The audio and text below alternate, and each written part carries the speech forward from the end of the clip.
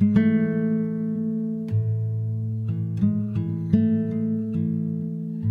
name is Justin, and I am a son of God and an addict, and the host of the RECO12 speaker meeting. And thanks to my God, the steps, and the fellowship of other addicts, I am sober one day at a time since June 19th, 2015.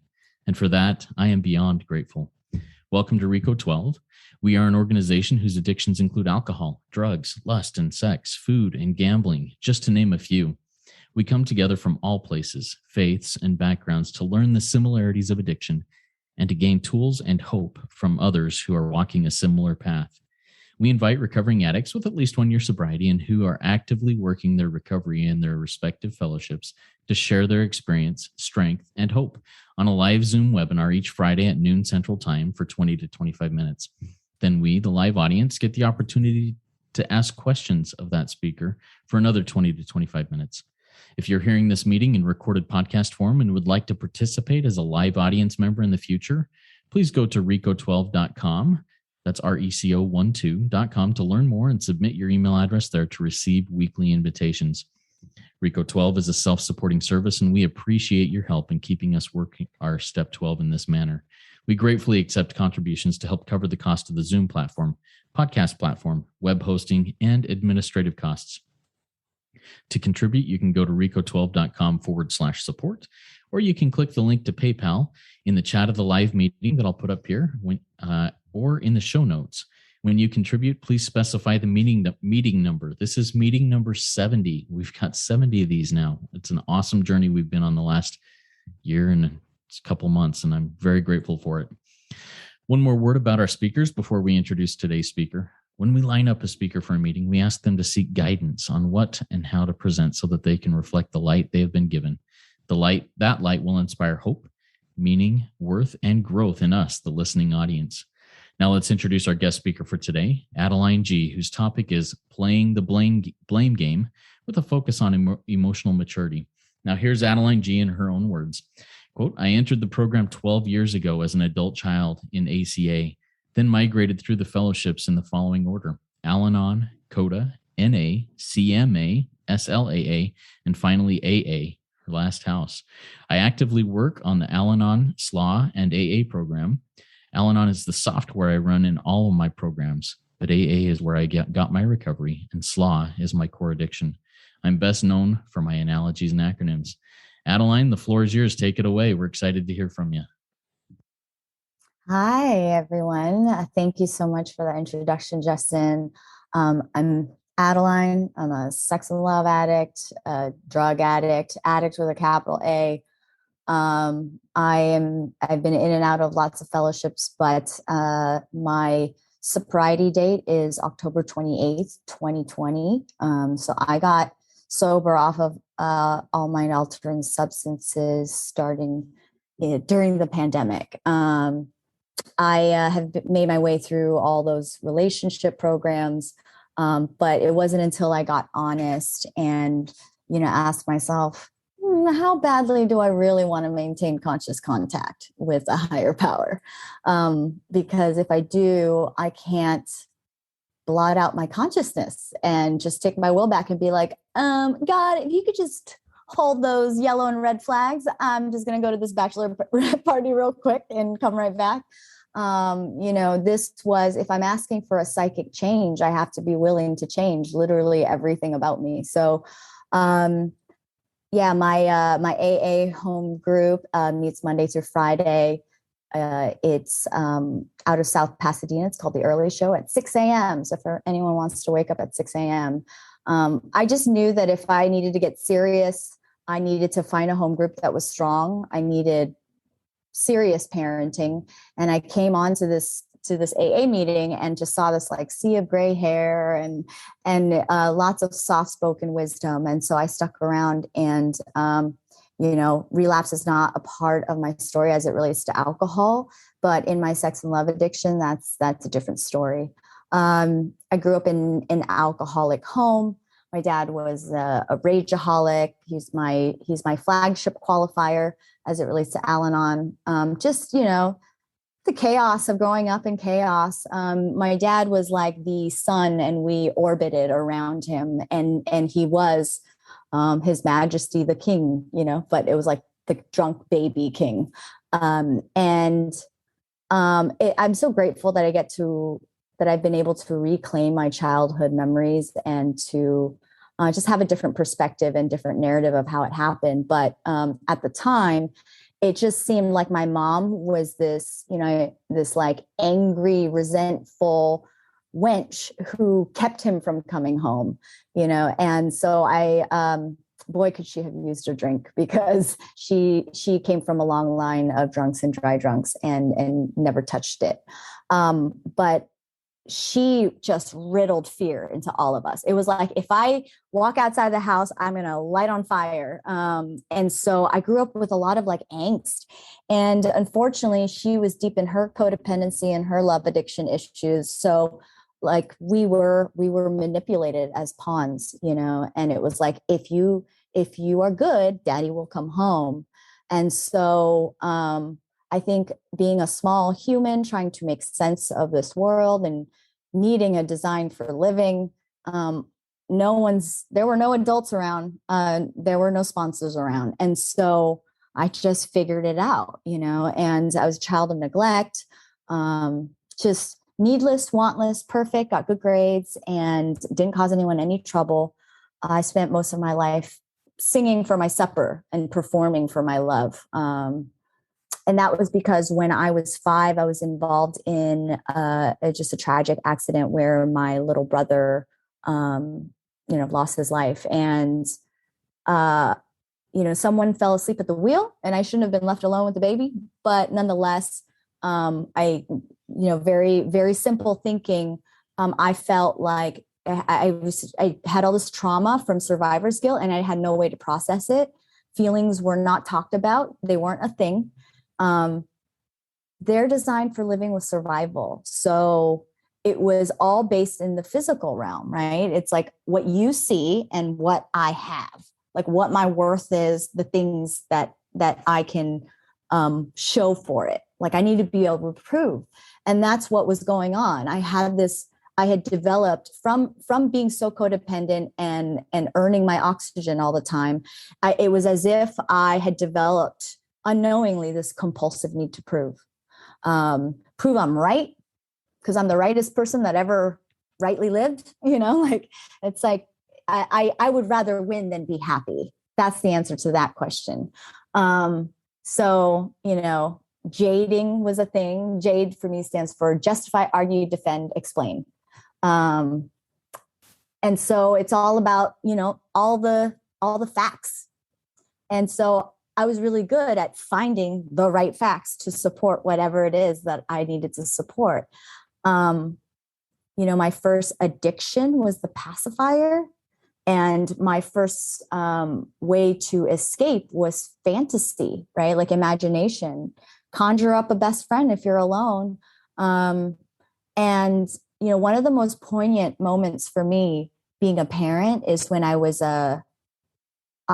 volunteering at my son's school for breakfast duty. And then I stay and I help for a little bit until the aide comes. And this little girl was sort of touching herself, like rubbing up her genitals against like some couch or something. And I just froze. And I like looked at the teacher, and the teacher looks at me, and she sees these panic eyes, and she looks and she sees what it is. And she goes over, very gently grabs the little girl by her shoulder and redirects her to her friends. And she goes, yeah, when that happens, don't make a big deal out of it. Just very gently, redirect her her attention elsewhere. And we just say, we don't do that. And when you make a big deal out of it, it teaches them shame. And we leave that to their parents. And it was something so poignant about that moment, right? Because she was like, yeah, they just know it feels good. They don't know any better, And that was when that was the first like light bulb moment where I'm like, oh my God, so much of this is conditioning. Like it's learned behavior, learned fear. And that fear of not getting enough, that survival instinct of what if it never comes? What if daddy never comes home? What if? And so it's this constant pontification of, obsession. That's like, as an addict, I don't think about my problems. I obsess over them. I plot and I scheme and I do everything I can to make it feel as safe as possible. I need a safe bet. I need to know that you're never going to cheat on me. So let me compulsively test you over and over and over and self-sabotage because I don't feel worthy until you finally do leave me. And then I can be like, see, I told you didn't love me unconditionally. Thereby creating the very same BS I'm trying to co-sign. That's the insanity loop. And so, you know how like they say when someone who has dementia is like in a delusion, that it can be very jarring and rattling if I try to wake them up from the delusion. And so anyone who tried to tell me otherwise, I wasn't going to listen to them. I only called you if you were going to rub my back and be like, oh, he did what? No. Oh, what a jerk. You know, like the cast of characters that I keep around to co-sign my BS because they co-sign mine. But if we're out drinking and you're getting sloppy, it's like, get it together, Becky, or we're leaving you behind. You know, it's like, it's really embarrassing thinking back of all the times I stepped on the backs of my sisters because I was, you know, vying for daddy's attention. That my very rudimentary thinking somehow distorted my belief system to be love is finite. Less, you know, more for them means less for you. And so any threat was viewed as a like a potential invalidity of me or my thoughts or my feelings.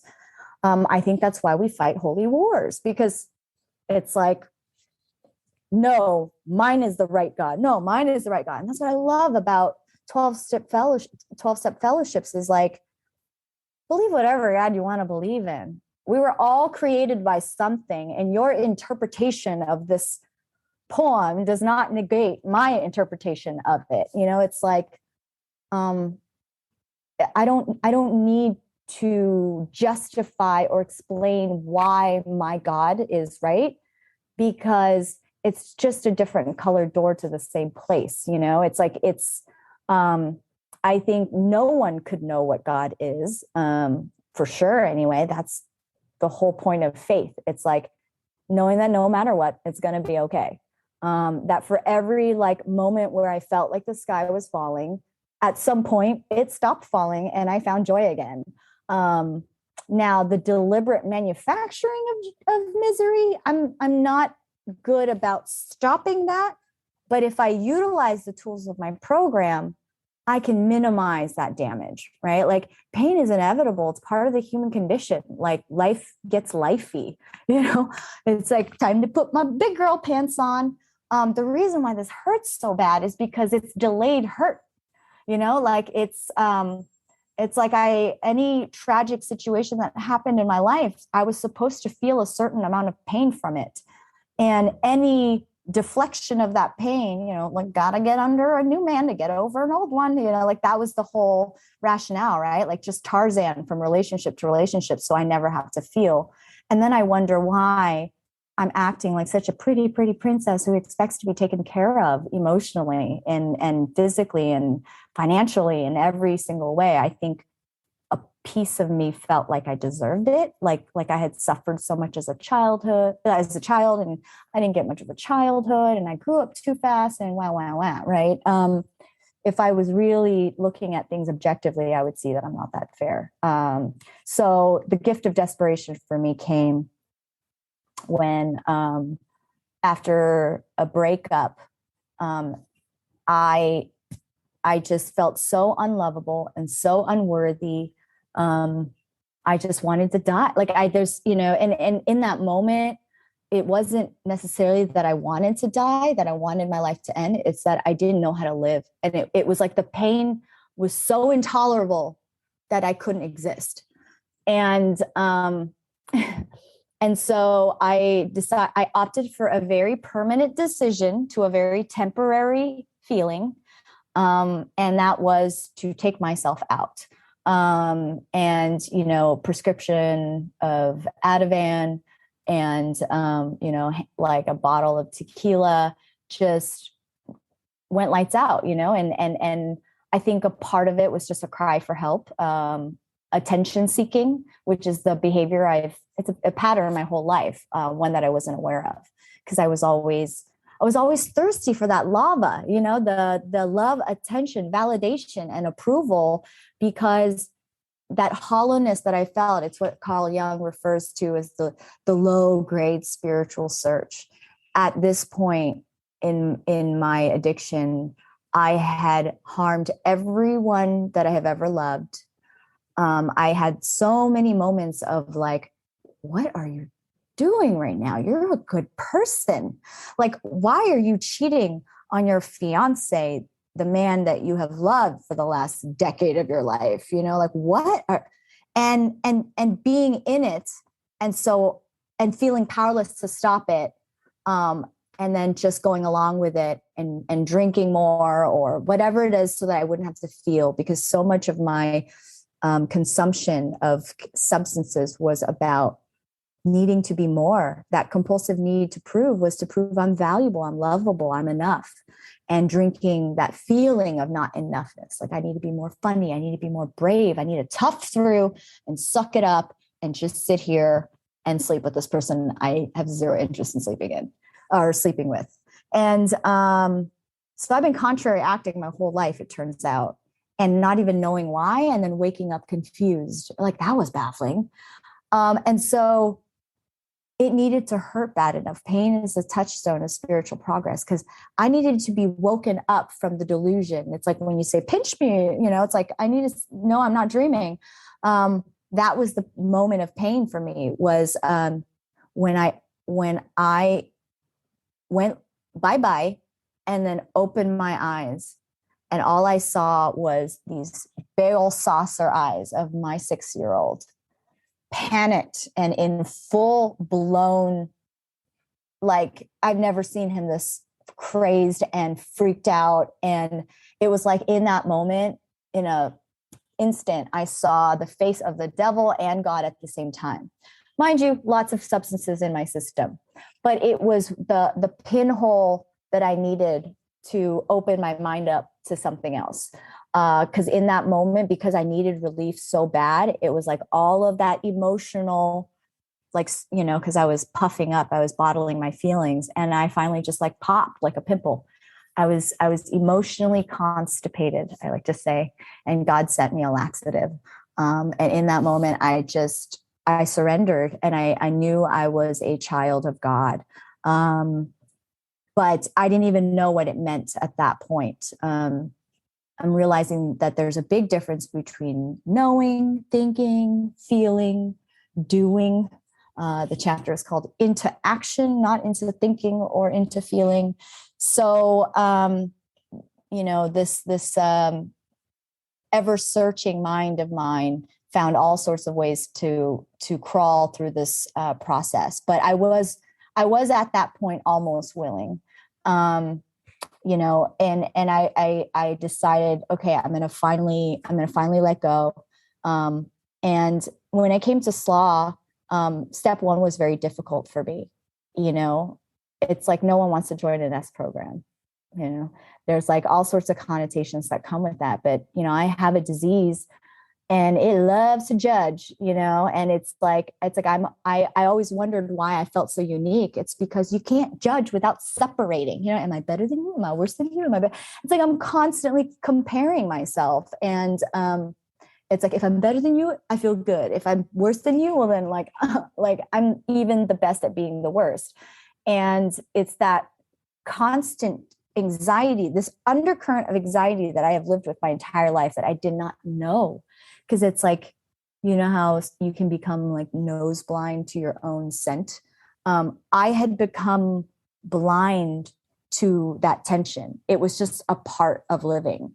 And what that was this like undercurrent of fear of like, I have told a bajillion lies. And at any point I could like, fall asleep at the wheel and be found out, and my whole house of cards will come crashing down. And that's what was happening. I was, so ashamed of what had happened with my son. I felt broken, just didn't see my purpose for living. Most religions and philosophies would agree that human beings are generally well-meaning and good intentioned, but we have dark impulses because we're selfish and we, we're emotional. That's the best part about being human, free will, choices. And it had never occurred to me, because I was always like, my ego is not my amigo. Human beings, the ability to choose is such a miracle. The fact that I can make a decision on my own is the only thing that separates me from other, like, I have language, I have creative expression, all these ways to express myself. And yet I expressed myself in the most primal way possible.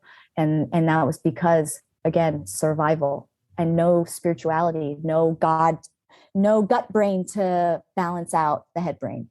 And so I had to get honest about the chemicals and do the work. But step 1, 2, 3, I haven't done anything yet. Like, for me, it's like okay, pause, 3 pertinent ideas. Oh, that's right, I don't know shit. My life was unmanageable before. It's like me reminding myself that I had already made a commitment, and that now this is my ego getting in the way. It's like, that's what the 3 pertinent ideas for me were supposed to do. When I get to step 3, I review those 3 to remind myself. So I'm training that muscle. And I can be like, oh yeah, right, I can't, he can't, let him. All right, contrary action, and I'm not going to do this. Because there's no mental defense against the first, drink or think or whatever you want to use. I'm powerless to the first thought, but not the second thought or the first action. So I had to be able to delineate the difference between impulse and compulsion. Once I am love drunk, I am steamrolling down the tracks, and it's like Lorraine Bobbitt with a hatchet, right? Like, you can't stop me. But could I resist? I thought that, like, admitting I'm powerless was like, oh, my qualifier standing in front of me, I'm powerless, I'm going to fall into his arms. It's like, no, I can resist the impulse with the help of my higher power, this moral compass I've been counteracting this entire time because I'm needy, greedy, and seedy. And so once I can resist it, and the longer time I have away, the easier it is, because I'm once, it's like chips, right? Like, once I pop, I can't stop. So when I had like enough gusto and enough wind behind me, I went into a 4th thoroughly, like, just like it says in How It Works. And my sponsor did not bother with columns or anything. I just wrote about the relationships, and my defects just flew off the page.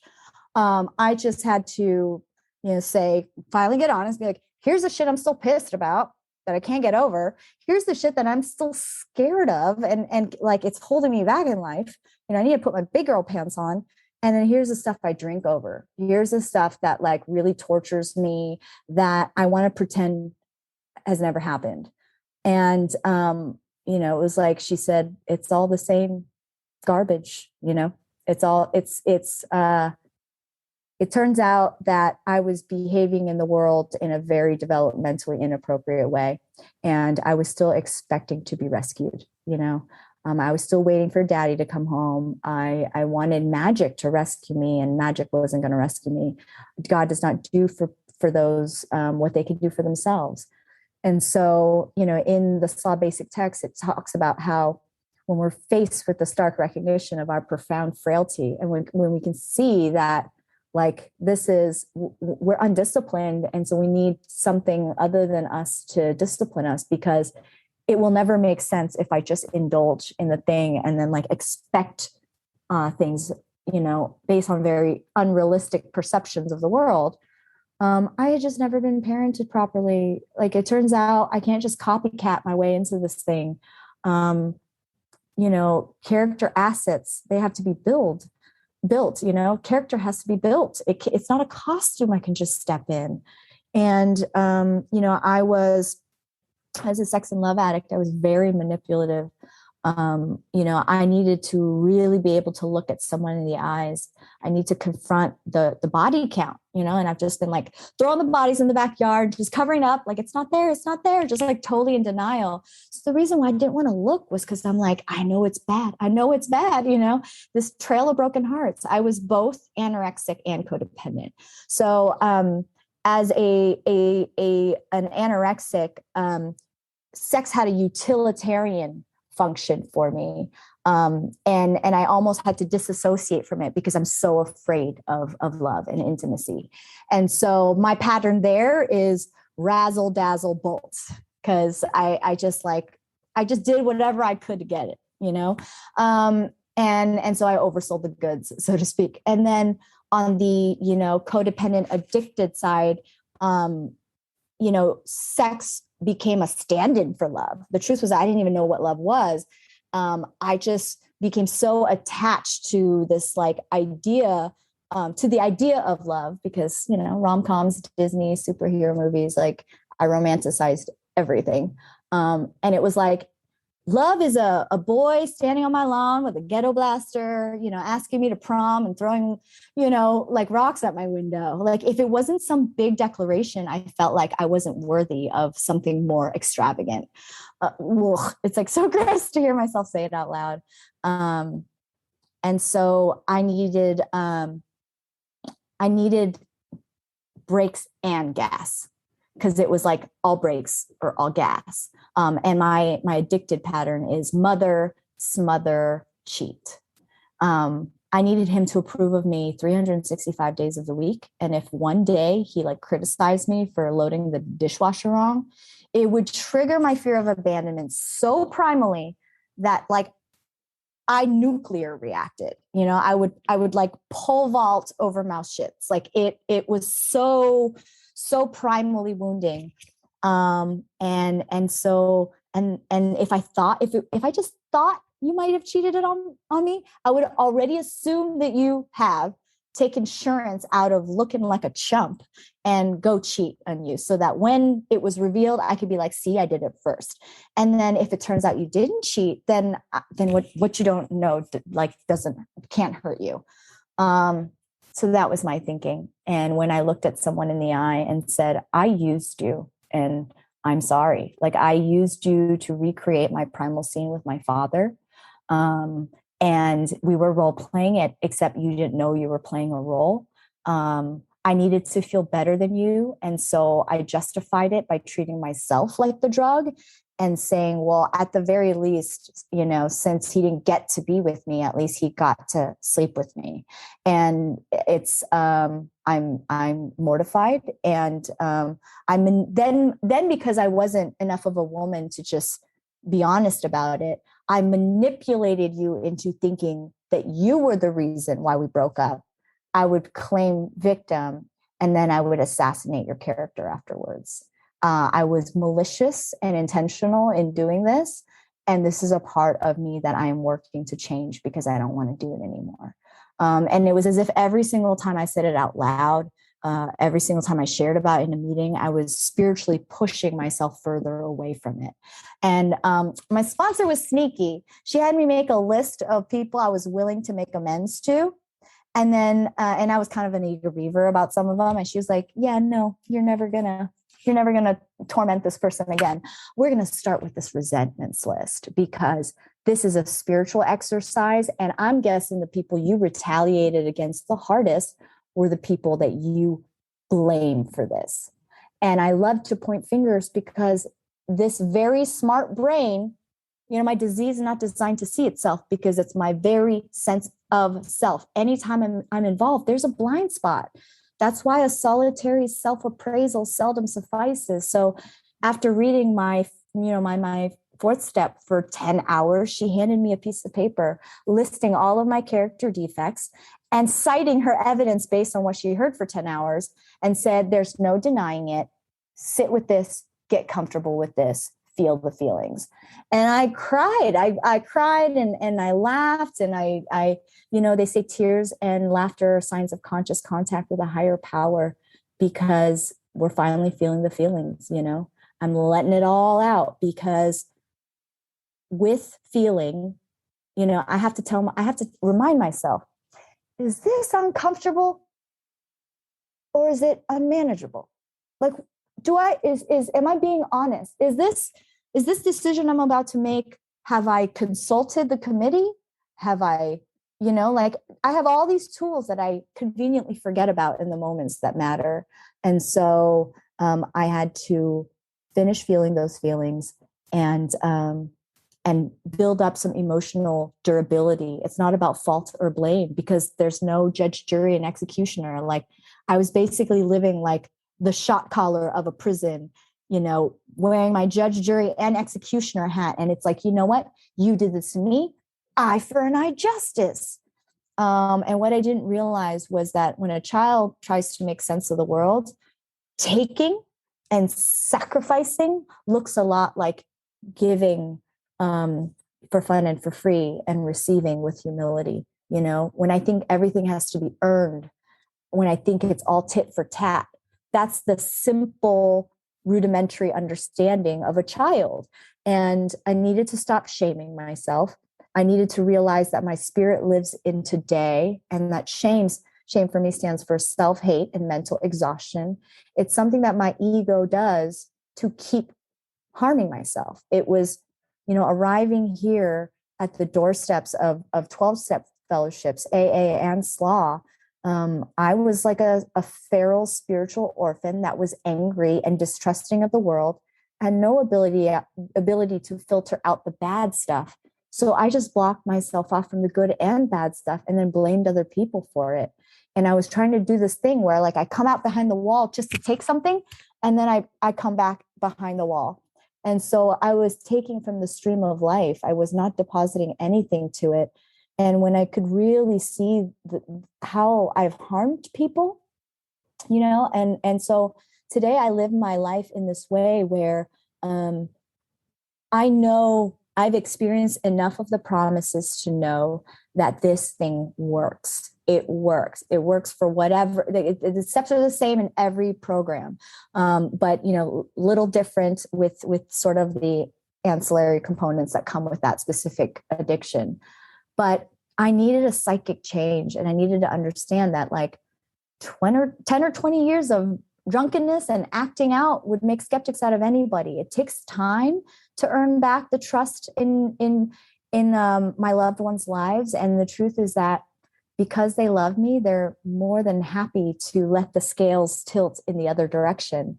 But I had to acknowledge their pain. I had to acknowledge that I did this, because if I'm in denial about it, I deny them the opportunity to feel their feelings. And so the amends process was really beautiful for me. I only did a handful. I'll probably continue to do some more, not by sponsored direction, but because for me, freedom is living clean, living with a clean conscience. That 10th step is really hard for me because I believe that it's about doing it in the moment while it's happening. At the end of the day, before I retire, as well as every morning, in the morning, I have to look at the most wanted board before I go out on patrol, because I need to reinforce, these are the character defects I'm watching out for. I already know I'm prone to these. If I start apologizing for existing and my world starts to feel small and I'm really touchy and sensitive, maybe review what I think I did that day. Did I really do a meditation? And the thing is, I'm always assigning value to things that could never be assigned. I don't know what the value of meditation is, but I know it works, and I have to have faith and trust in this process. And it turns out for me, these 12 steps, they were 12 steps to God, a roadmap to God. That's why it didn't matter what I believed in to get me past that finish line. I can have some compassion for the little girl inside of me today. I can reframe the narrative of my past, because it turns out, I'm not a very, very reliable narrator of my past. And I can see the truth in things. And so, being able to do that allows me to emotionally regulate, and it allows me to heal other people, because my house is in order. If I'm flipping a dirty coin any way I flip, it's going to be dirty. But if I clean my side, it gives them the opportunity to also, based on just their effort, make things right. So for me, it's like two people pointing a gun at each other, and someone has to put the gun down first. Otherwise, you're just shooting back and forth, and it never ends. It's like, well, then he did this, and then I did this, and it's constant retaliation. Every time I do that, I double the suffering. And so, if I have a gun pointed at my opponent, having faith is saying, I'm going to put my gun down first. And maybe you shoot me, maybe you don't. But at least this way, we don't both die.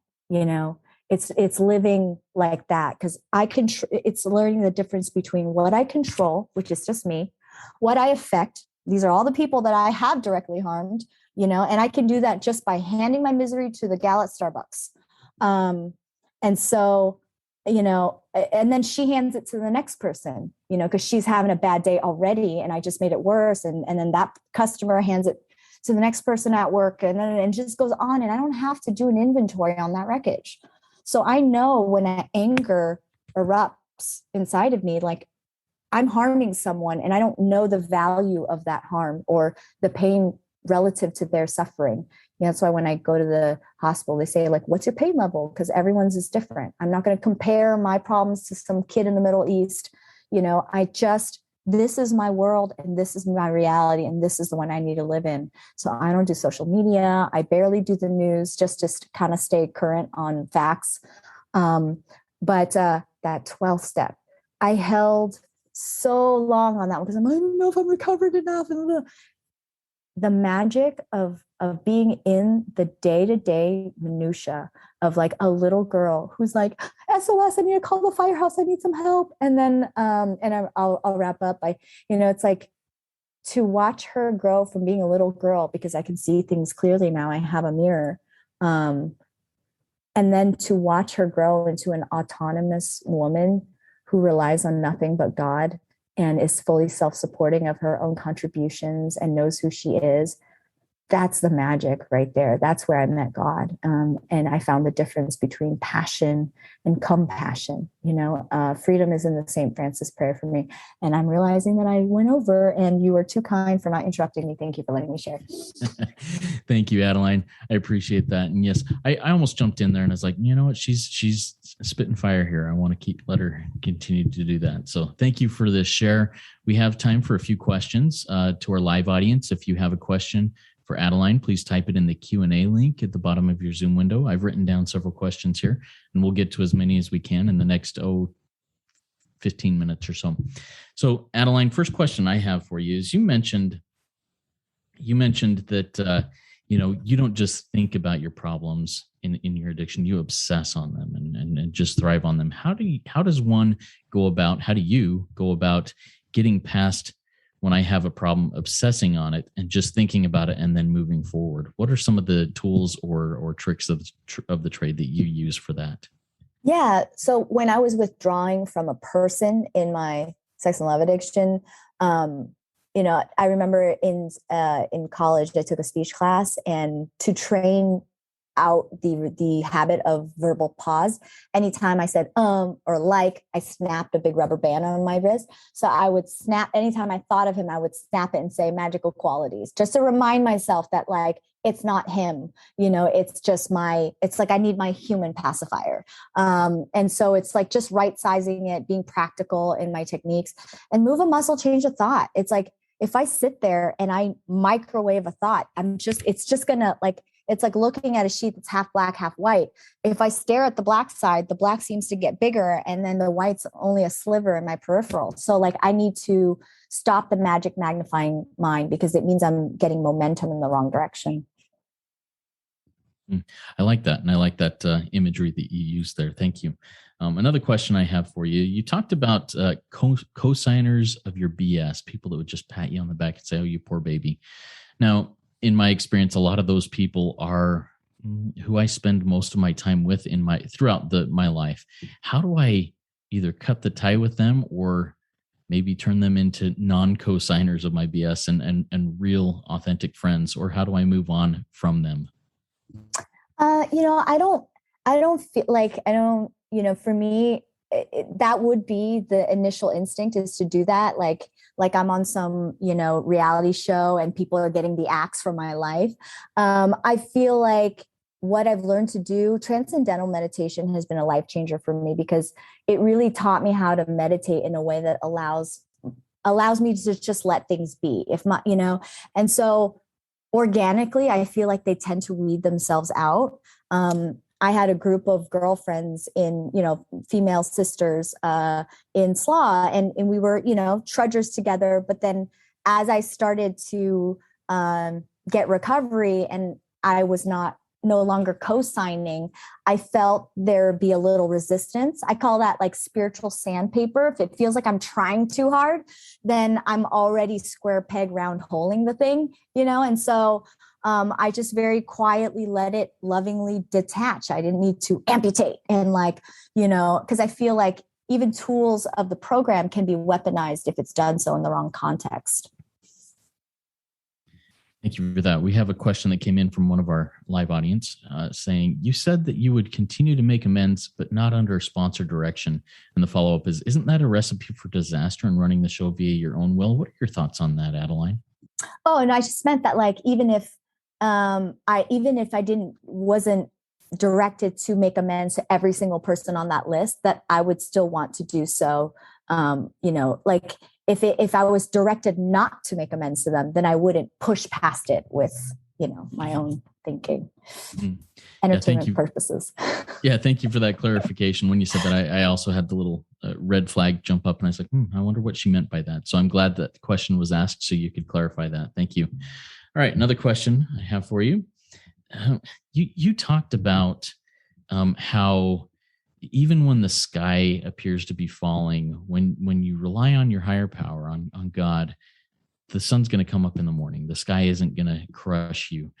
And then you said a qualifier of, but if I'm the one that's creating my own sky to fall, that could be a different story. How do you recognize when you are creating the events around when your sky is falling on you rather than things that are outside of your control? I think it's that morbid reflection of being confused by one's own actions.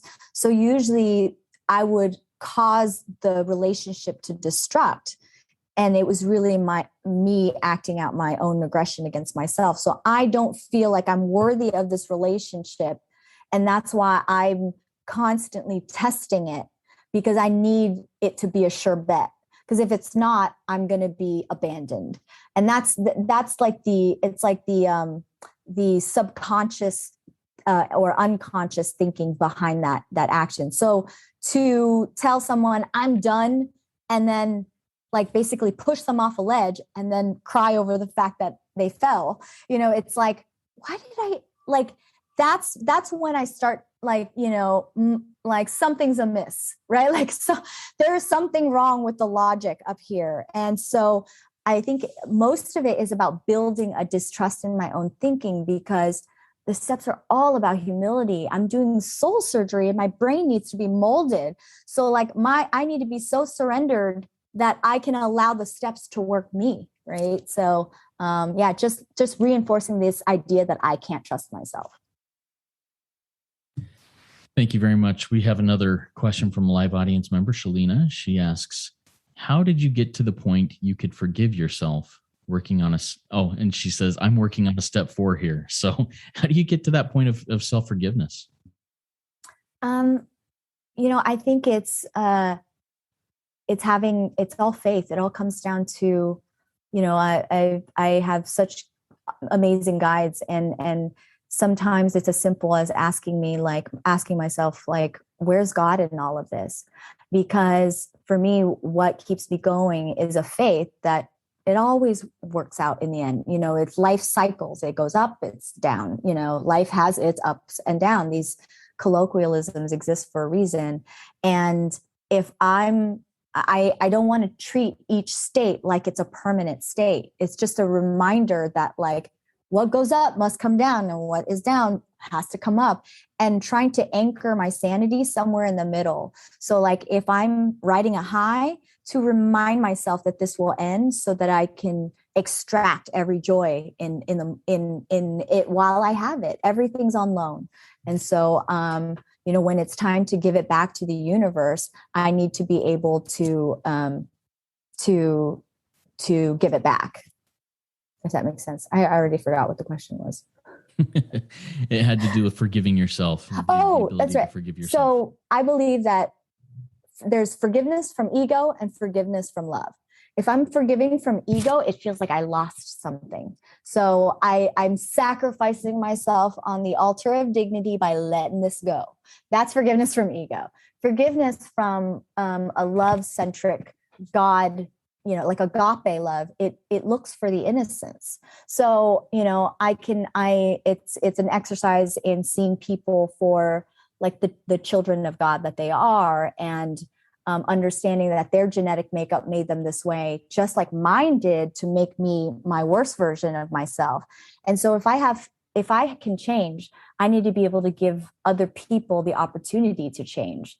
If I don't give someone an opportunity to build character, how are they supposed to build it? Just like I was given that same opportunity. I feel like we don't shoot our wounded because I might as well be turning the gun and shooting it on myself. It's like, this is all about decentralized service to self. So, I buff over there, I shine in here. So if I can forgive you, I'll find forgiveness for myself. That a-hole teeter-totter has to be balanced, though. I have to be an equal among equals. I love that. And for me, for me to be able to forgive myself, I have to be willing to recognize and even own and even accept my imperfections, my weakness, and say, you know what? That's part of me. I can choose and try to choose to be a little bit different than I was yesterday or 5 years ago or 10 years ago or a week ago, whatever, today.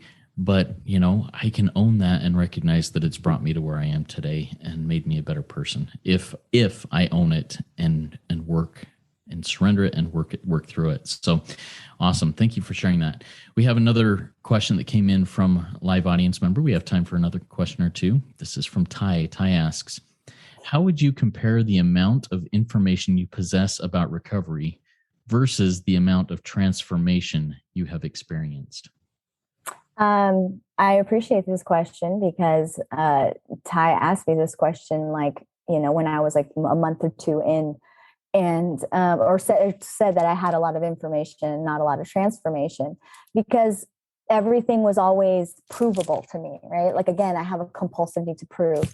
So when I'm resisting something, I have to find as much evidence the same, like with the same fury that I have, when it comes to finding shit on my boyfriend's phone, right? Like, it's, if I have enough gas behind it, I can do anything. Where there's a will, there's a way. So I figured I could dissect all of this and explain why I should be exempt from doing these steps, like that terminal uniqueness.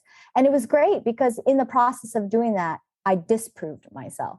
I'm not going to say that I regret needing to quote unquote figure it out. I know that a lot of people, I know that I could have avoided harming at least one person very, very badly had I gotten it sooner. But I try to live my life today in a way that is confident in the route that I took to get to today. And I know that if I needed to spend 9 months figuring out like how the spiritual ecology of how the world works and go down that rabbit hole, then maybe there's a reason for it.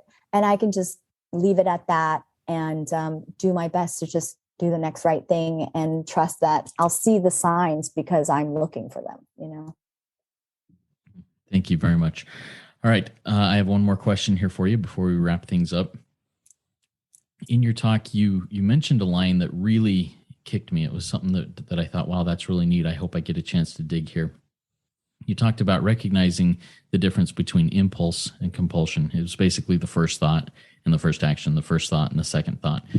Can you dig a little bit deeper on that concept of impulse and compulsion and my part? What is my responsibility and what is not my responsibility? Yeah, I mean, for me, it's like I'm not being asked to do anything I'm not capable of, right? And so And in when it comes to resisting impulse, I'm actually being asked to not do something, to not pick up a drink. So it's one thing if I'm being asked to actively do something, I'm asked, so like, it's not like there's some magical force that's like forcing my hand to pick up a drink or text my qualifier. It's that I'm the feral spiritual orphan is running the show in my brain, and I forgot about God. And I just needed to seek and remember, oh, that's right. This is the very thing I'm trying to not do. So if I can have enough awareness to just stop the steamrolling of this runaway train, then I can retrace these memorized things that are just like here's the next thing, here's the next thing, here's the next thing. Because, and if that higher power is like, if it's not something greater than me, then the ego will win over and I will just do what feels good.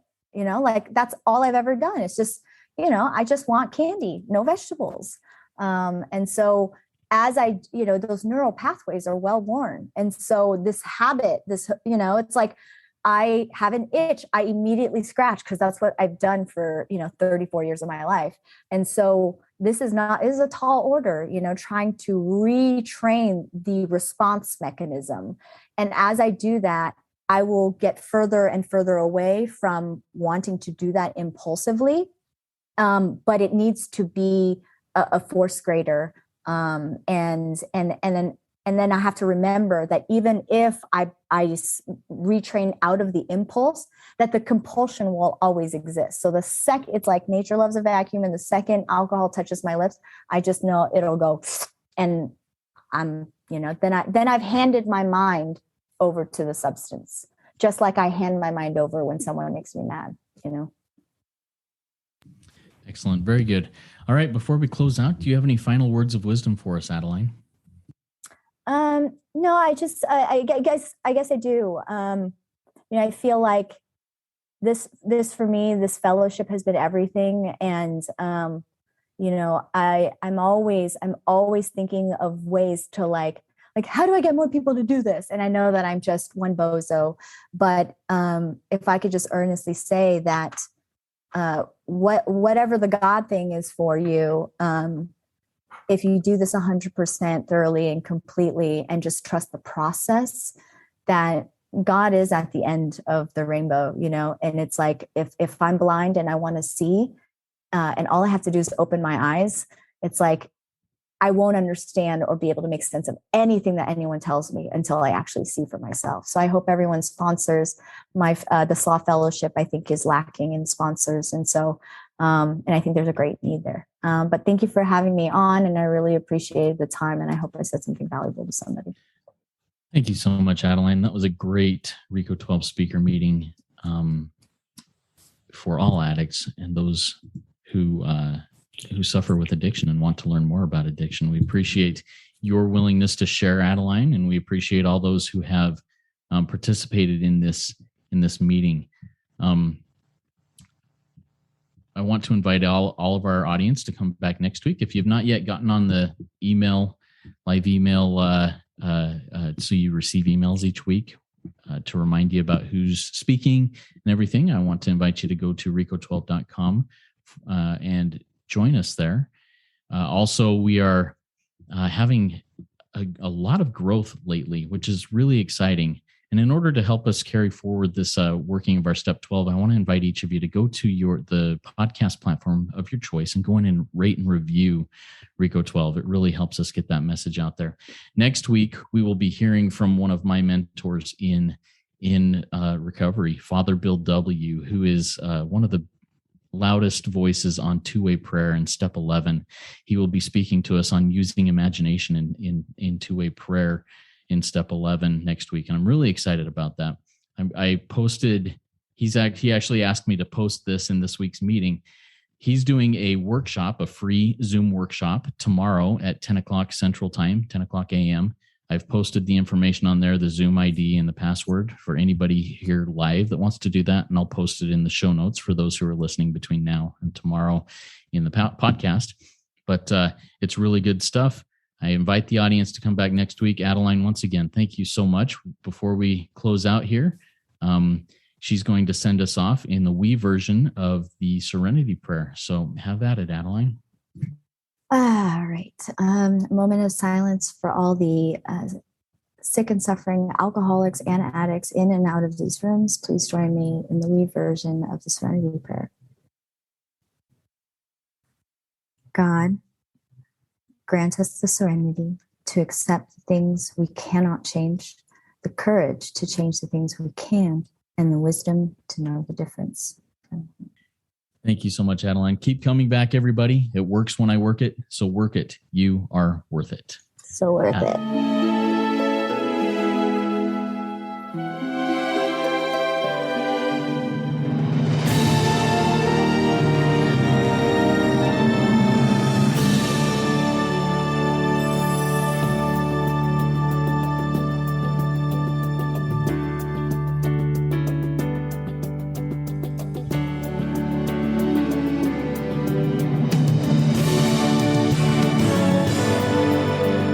Standing still a moment, carving out this time, reflecting on the landscape of this life of mine. Peaks too high to conquer, streams too wide to cross, troughs too deep to walk through without incurring loss.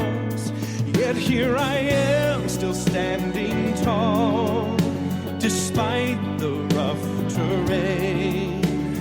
One like me survived the storms and walked through wind and rain. Still standing, I will fight the good fight, still searching for glimmers of